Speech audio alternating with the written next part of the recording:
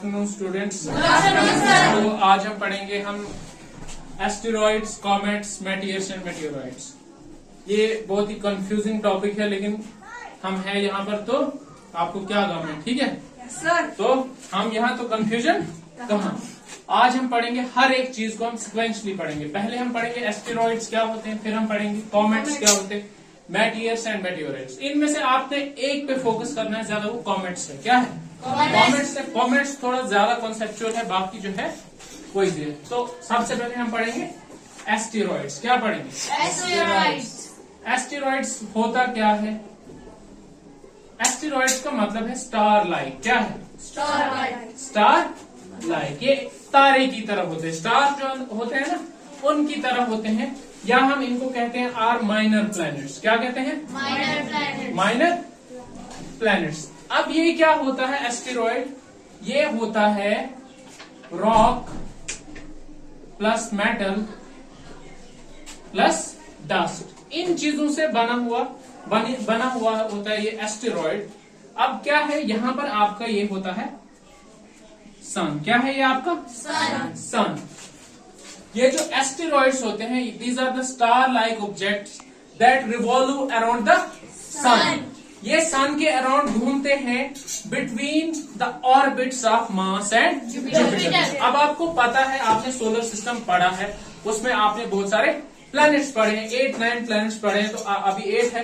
तो उन प्लैनेट्स में अब हर एक प्लैनेट रिवॉल्व करता है किसके अराउंड? सन के अराउंड। अब ये जो प्लैनेट्स रिवॉल्व करते हैं, अब आपको पता है बहुत सारे प्लैनेट्स हैं, मरकरी, वेनस, अर्थ, मार्स, जुपिटर, सैटर्न। तो इनमें क्या होता है, मान लो हम ये वाला प्लैनेट मानते हैं मार्स। क्या मानते हैं? मार्स। और इसके बाद ये वाला प्लैनेट आता है जुपिटर। क्या आता है? जुपिटर। अब ये जो एस्टेरॉइड्स होते हैं, ये मेटल, डस्ट या रॉक से बने हुए होते हैं। ये स्टार की तरह आपको दिखते हैं और ये रिवॉल्व करते हैं किसके अराउंड? सन के अराउंड ये रिवॉल्व करते हैं, लेकिन किन के बिटवीन? मार्स और जुपिटर के बीच में जो रास्ता है, उनके बीच ये रिवॉल्व करते हैं, सन के अराउंड ये रिवॉल्व करते हैं। अब जो एस्टेरॉइड्स होते हैं, these are not visible to the unaided eye. मतलब बगैर टेलीस्कोप के आप इनको नहीं देख सकते। These can be seen with a powerful telescope. अब एस्टेरॉइड्स जो होते हैं, ये बहुत सारे है। आपको अगर स्पेस में आप देखोगे, स्काई में अगर आप देखोगे, तो ये बहुत सारे आपको मिलेंगे।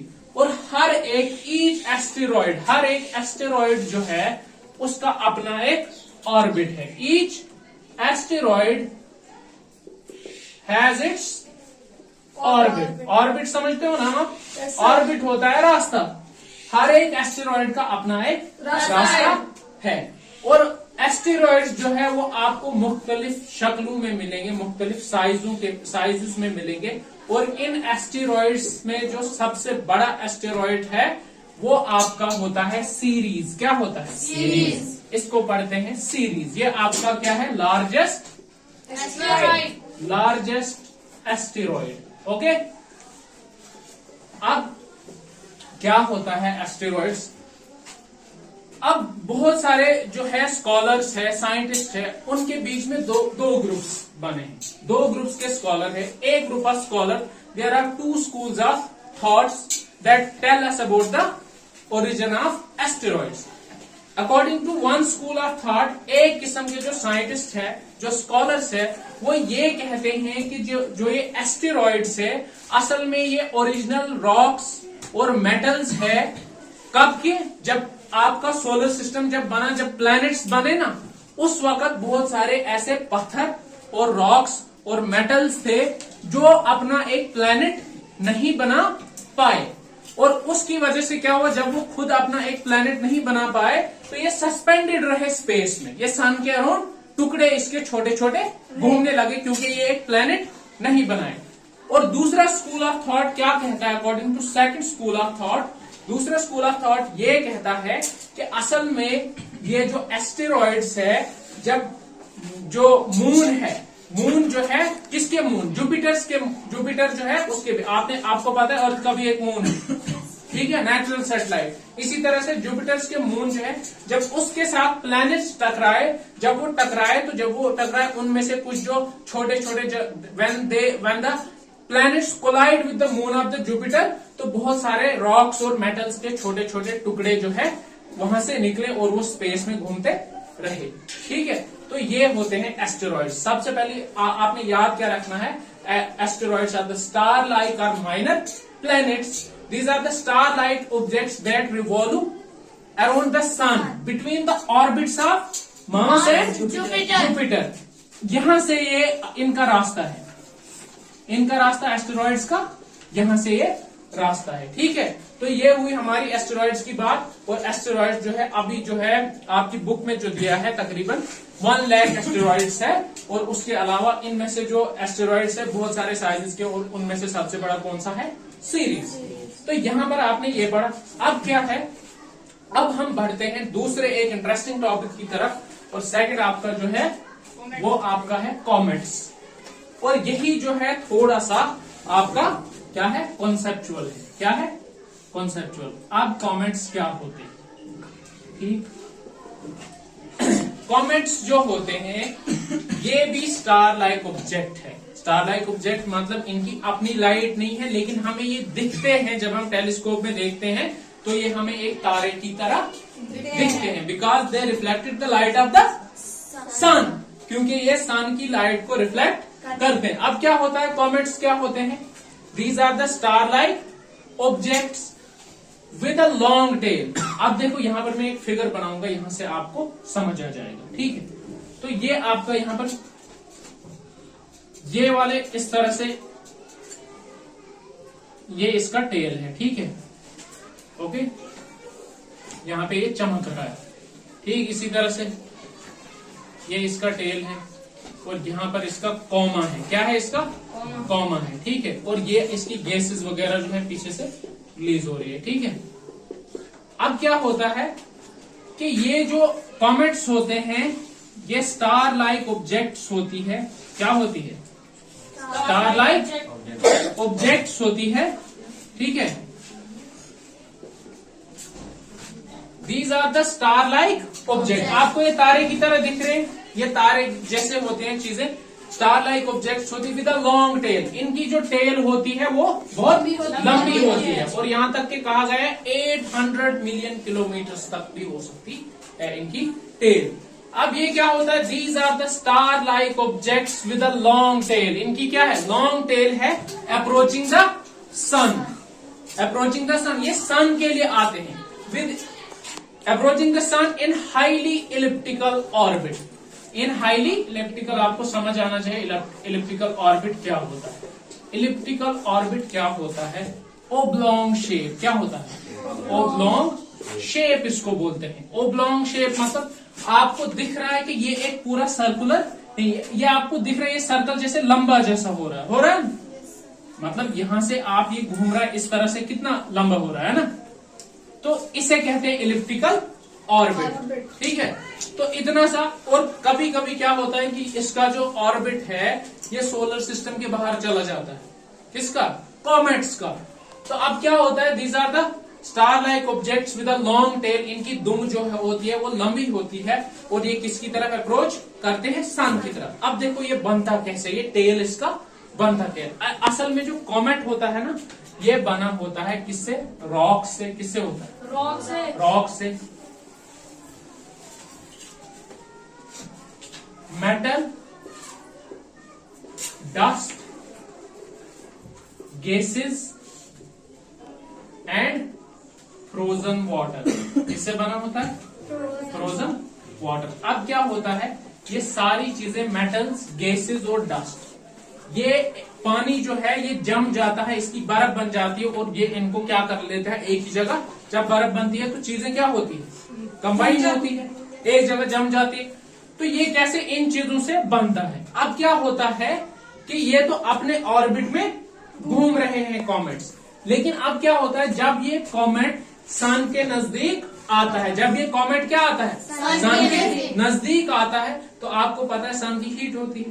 ठीक है, तो उस हीट की वजह से ये जो मेटल्स होते हैं या डस्ट और गैसेस जो होती है ये अलग हो जाती है, और ये अलग हो जाती है और ये आपको दिखता है टेल। जब ये अलग हो जाती है ना गैसेस और डस्ट, ये इसको पीछे से एक टेल जैसी बनती है, देख रहे हो ना आप। जब ये कॉमेट सन के नजदीक पहुंचता है तो सन की हीट की वजह से ये क्या होता है, ये बिखर जाता है और इसकी एक टेल बन जाती है, और इसका जो हेड होता है इसे कहते हैं, इसका सेंटर जो होता है इसे कहते हैं न्यूक्लियस। क्या कहते हैं? न्यूक्लियस इसे कहते हैं। और जब ये सूरज की रोशनी की वजह से इसका जो हेड है जब ये चमकता है तो इसे कहते हैं कॉमा। क्या कहते हैं? कॉमा। आपने पढ़ा है ना कॉमा बोलते हैं इसको, जो ये चमकने वाली चीज। और ये जो पीछे से ये रॉक्स, मेटल और डस्ट जब सन की हीट की वजह से बिखर जाते हैं तो ये एक दुम जैसी बनाते हैं। क्या बनाते हैं? एक दुम जैसी बनाते हैं, और इसे हम क्या कहते हैं?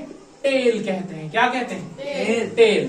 तो ये कॉमेट्स के 3 पार्ट्स होते हैं। अब क्या होता है, ये जो कॉमेट होता है इसका जो टेल होता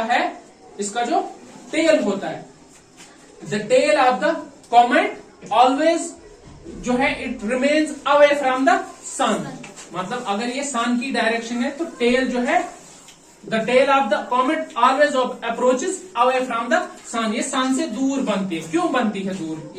ये टेल दूर क्यों बनती है? क्योंकि जब सन के नजदीक ये आता है, अब सन के नजदीक सोलर रेडिएशन होती है, ठीक है, सोलर विंड्स बनती है, उन रेडिएशन की वजह से क्या बनती है? सोलर विंड्स बनती है। उस प्रेशर की वजह से ये जो कॉमेट होता है इसको पीछे के लिए जोर लगता है, तो ये टेल जो है always approaches away from the sun. ये टेल जो है ये सन से बैक साइड बनती है। अब इस साइड टेल नहीं बनेगी, इस साइड बनेगी। क्यों? क्योंकि यहां से सन से क्या इस साइड बनेगी टेल, इस साइड नहीं, ये हेड बनेगा। और ये टेल क्यों बनेगी? ये टेल क्योंकि सोलर रेडिएशन से जो प्रेशर बनता है, जो सोलर विंड्स होती है, वो इस गैसेस डस्ट को जोर देता है और ये टेल पीछे को बनती है। आई समझ? अब कॉमेट्स क्या होता है? एस्टेरॉइड्स और कॉमेट, इनका the asteroids are the star like objects. ठीक है, ये स्टार की तरह चीजें होती है। किससे बनी होती है? Metal, dust, gases and frozen water. और जब ये and star like objects moving in a highly elliptical orbit. Elliptical क्या मैंने बोला? एक ओब्लॉन्ग शेप। ये देख रहे हो सर्कल लॉन्ग जैसा बना, लंबा जैसा सर्कल बना, ठीक है। तो moving in a highly elliptical orbit that is oblong shape, ये एक इस रास्ते में चलता है। और जब ये कॉमेट जो है सूरज के नजदीक पहुंचता है तो क्या होता है, इससे सोलर रेडिएशंस की वजह से, सन की हीट की वजह से ये जो पार्टिकल्स फ्रोजन होते हैं ये बिखर जाते हैं, और सोलर रेडिएशंस की वजह से, सोलर विंड्स की वजह से इसका जो बैकवर्ड साइड होता है, जो टेल, जो दुम बनती है इसकी, ये दूर बनती है। क्योंकि ये सारी चीजें एक जगह तो थी, जब हीट लगी तो ये बिखर गई। तो इसे कहते हैं कॉमेट्स। अब कुछ कॉमेट्स जो होते हैं वो फिक्स होते हैं, after they appear after a fixed interval of time, वो एक फिक्स टाइम के बाद निकलते हैं। उन कॉमेट्स को बोलते हैं पीरियोडिक। क्या बोलते हैं उनको? पीरियोडिक कॉमेट्स बोलते हैं उनको। क्यों बोलते हैं? क्योंकि ये एक फिक्स पीरियड के बाद आपको दिखाई देंगे। तो इनको बोलते हैं पीरियोडिक कॉमेट्स। कुछ कॉमेट्स जो होते हैं उनको क्या बोलते हैं? Periodic comets, because they appear after a fixed interval of, because they appear, क्योंकि ये आपको कुछ, दे appear after fixed interval of time. क्योंकि ये वाले जो कॉमेट्स होते हैं ना, पीरियोडिक कॉमेट्स, ये आपको दिखते हैं एक फिक्स्ड इंटरवल ऑफ टाइम के बाद। फॉर एग्जाम्पल, इनमें से एक ही एग्जाम्पल जो है, फॉर एग्जाम्पल हैलीज कॉमेट। क्या नाम है इसका? हैलीज कॉमेट। हैलीज कॉमेट। अब हैलीज कॉमेट का क्या कहा जाता है कि ये जो है ये सबसे पहले दिखाई दिया गया था 1910 में। 1910 में जो आपने सूरज स्प्लिट पढ़ा उसके बाद ही, ठीक है, 1910 में आपका हैलीज कॉमेट दिखाई दिया था। उसके बाद ये दिखाई दिया 1986 में, क्योंकि और अब कह रहे हैं कि अब एक्सपेक्टेड है कि ये वाला आपको दिखाई देगा 2062 में। और ये क्यों ऐसा होता है? क्योंकि हैलीज कॉमेट जो है वो एक पीरियोडिक कॉमेट है। पीरियोडिक कॉमेट वो होता है जो एक फिक्स टाइम के बाद आपको दिखाई देता है। और जो हैलीज कॉमेट है इसका जो है पीरियड जो है वो 76 ईयर्स है। कितना है? 76 years. 7। ये हर 76 ईयर्स के बाद दिखाई देगा और अब ये एक्सपेक्ट किया जा रहा है कि ये जो है हमें कब दिखाई देगा? 2062 में। अब दूसरी चीज जो है, कॉमेट्स जो है ये ज्यादा देर तक आपको स्पेस में दिखाई नहीं देंगे, क्योंकि जब ये सन के नजदीक पहुंच जाते हैं तो ये बिखर जाते हैं और आहिस्ता आहिस्ता ये कम्प्लीटली डिसअपियर हो जाते हैं। तो नाउ ये था आपका कॉमेट्स। कॉन्सेप्चुअल था, लगा कॉन्सेप्चुअल था, उसमें कुछ सीखने का, ठीक है ना? तो कॉन्सेप्चुअल चीज थी कॉमेट्स। अब हम बढ़ते हैं किसकी तरफ? मेटियर्स की तरफ। किसकी तरफ? मेटियर्स की तरफ। ये दो इजी है। अब क्या होते हैं? अब मेटियर्स जो होते हैं क्या पढ़ना है हमने? अब मेटियर्स जो होते हैं ये भी ये भी स्टार की तरह होते हैं, star like objects. Meteors are also star like objects. और ये बिलीव करते हैं, ये मानते हैं कि मेटियर्स जो है वो कॉमेट्स का ही एक हिस्सा होता है, टूटा हुआ। अब ये जो मेटियर्स होते हैं ये भी किस चीज से बनते हैं? कंपोजिशन सेम है, रॉक्स, मेटल्स और डस्ट। इन तीनों चीजों से ये बने होते हैं मेटियर्स। ये भी स्टार की तरह दिखते हैं और इनको क्या कहते हैं? दूसरा नाम शूटिंग स्टार्स। आपने कभी सुना है टूटता हुआ तारा? Yes, sir. Shooting stars. और कुछ लोग तो ये मानते हैं कि उस वक्त दुआ मांगा करो, लेकिन ऐसा कुछ नहीं होता है। ये क्या होते हैं शूटिंग स्टार्स? ये क्या होते हैं? कुछ ये जो है कॉमेट्स का भी हिस्सा हो सकता है या डस्ट, रॉक्स और मेटल से बनी हुई कोई चीज होती है। अब क्या होता है? ये स्पेस में होते हैं। जब ये किस फील्ड में आता है? ग्रेविटेशनल